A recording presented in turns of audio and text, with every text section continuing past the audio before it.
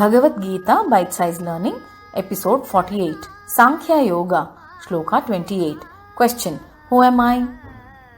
Avyaktadini bhutani vyaktamadhyani bharata avyakta nidananyeva tatra ka paridevana. O Arjuna, living beings have an unknown beginning, known middle, and an unknown end. What is there to grieve over in all this?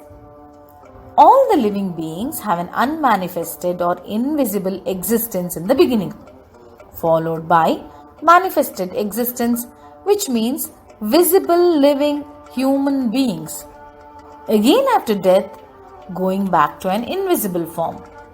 Let me explain in detail. When a child is born, a physical body manifests. The life energy or life force in the child does not get created at that moment of birth. The life energy, which was already present in a subtle form, starts dwelling in the physical body of the child.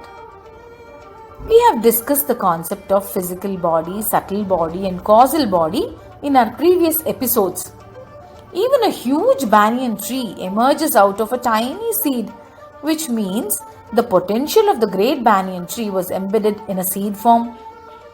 The most ancient of the examples given by great philosophers is clay and pot.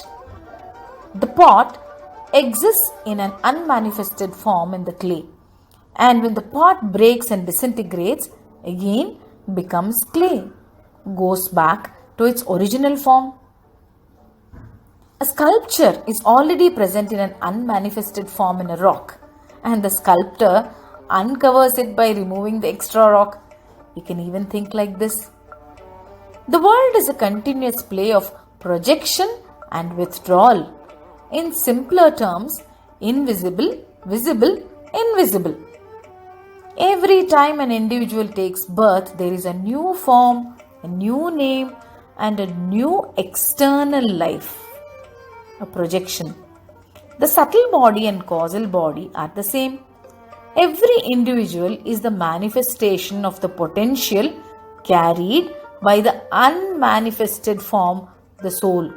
The coded information comes into existence.